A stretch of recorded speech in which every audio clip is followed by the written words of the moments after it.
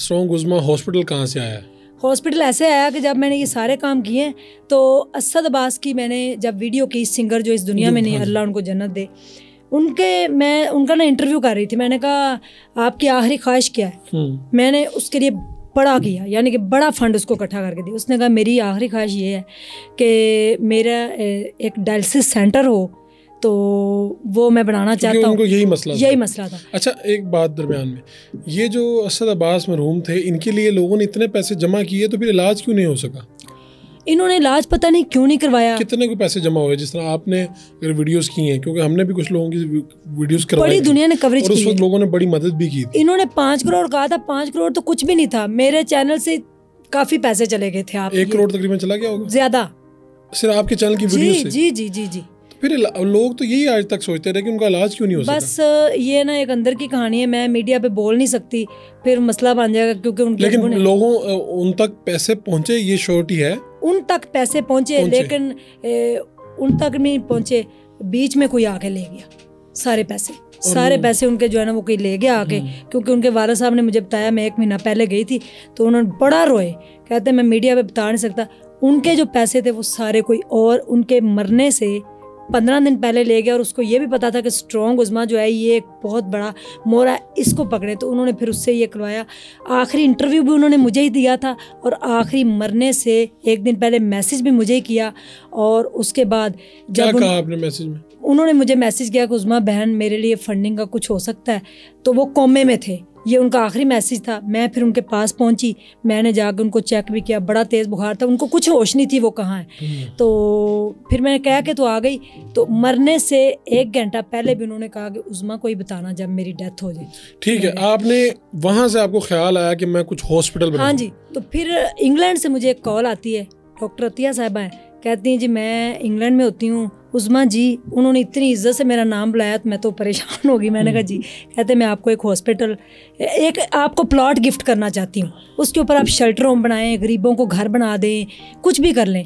वो प्लॉट था गुजरात के पास, कुंजात छोटा सा शहर है, वहाँ पे 5 कनाल पे मुश्तमिल था। मैं वहाँ पे गई, जाके देखा, मैंने कहा ऑलरेडी वहाँ पे एक शेल्टर होम भी है। गुजरात इधर उधर के लोग इतने मेरे, मैंने कहा डॉक्टर साहब यहाँ पे कुछ भी नहीं हो सकता, क्योंकि वो ज़राई ज़मीन थी। उन्होंने फिर वो प्लॉट जो है ना सेल किया। वो आई इंग्लैंड से, मुझे सरप्राइज़ दिया। हम चिंग रिक्शे पे बैठ के इतनी बारिश के अंदर गए, उन्होंने जाके वो सेल किया, मुझे 76 लाख रुपए दिए, वो मैंने बैंक में रखे। फिर उसके बाद किसी को बताया नहीं, लाहौर के पास बड़ी जगह ढूंढी, फिर एक जगह मिली, उनको जाके ये बात बताई, उन्होंने भी लाख रुपए पर मरला जगह सस्ती दी। वो फिर प्लॉट वहाँ पे लिया। वो जो क्रिकेटर फ़हीम अशरफ के भाई ने, उन्होंने आपको सेल किया ये प्लॉट? जी जी। और उन्होंने भी फिर आपको डिस्काउंट किया? उन्होंने ये कनाल का प्लॉट है? 1 कनाल नहीं, ये 25 मरले का है। 5 मरले ऊपर है। तो उसके ऊपर फिर मैंने कहा, फिर मैंने वीडियो लगाई। आप लोगों की बड़ी मेहरबानी, आप लोगों ने आके संगे बुनियाद रखा उसका। और वहाँ पे मुझे ये बताया गया कि 50 गांव लगते हैं और ऐसी खूनी सड़कें हैं कि औरतों की डेथ रास्ते में ही हो जाती है ज़चगी के दौरान।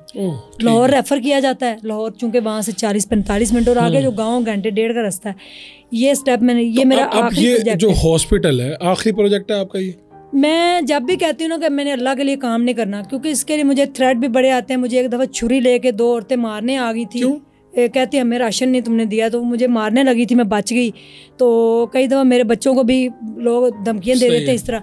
जब भी मैं सोचती हूँ कि मैंने कुछ नहीं करना, मैं आ रही थी मुल्तान से गाड़ी में बैठी हुई, मैंने कहा आज के बाद मैंने किसी की हेल्प नहीं करनी, चाहे कुछ भी हो जाए। तो मैंने ये दिल में सोचा, मुझे फ़ोन आया कि एक हॉस्पिटल के अंदर डेड बॉडी पड़ी हुई है, एड्स का पेशेंट था, उसकी डेड बॉडी है, उनके पास पैसे ही नहीं। तो अगले लम्हे मुझे फ़ोन आया कि मैंने आपको एक एम्बुलेंस गिफ्ट करनी है। तो जब भी आप ये सोचती हैं कि अब मैंने किसी की मदद नहीं करनी, तो अल्लाह की तरफ से कोई बंदा आता है, वो आपको कहता है कि यार ये फलां चीज़ आप लोगों को दे दे। वो एम्बुलेंस जो थी वो ली उनसे, जब थी आई, उसने वो पहली डेड बॉडी बस्ती बसीरपुर में छोड़ के आई। उसकी बेगम भी एड्स की पेशेंट थी, 5 बच्चे भी, उन सबको वहाँ से लिया, दफन किया, उसको हॉस्पिटल में एडमिट करवाया, उनका इलाज चल रहा है। बिहाइंड द कैमरा मैं बड़ा कुछ करती हूँ। और मैं ये जो स्ट्रॉन्ग उज़्मा हॉस्पिटल है, अगर कोई इसकी मदद करना चाहे कैसे कर सकता है? 39 हबीब पार्क, सैनमा वाली स्ट्रीट, मुल्तान चुंगी, लाहौर। यहाँ पे मेरा सिलाई स्कूल है, हेड ऑफिस भी यही है, वही ऑफिस में बनाऊंगी जो भी है। और अकाउंट नंबर मेरा आप दे दें।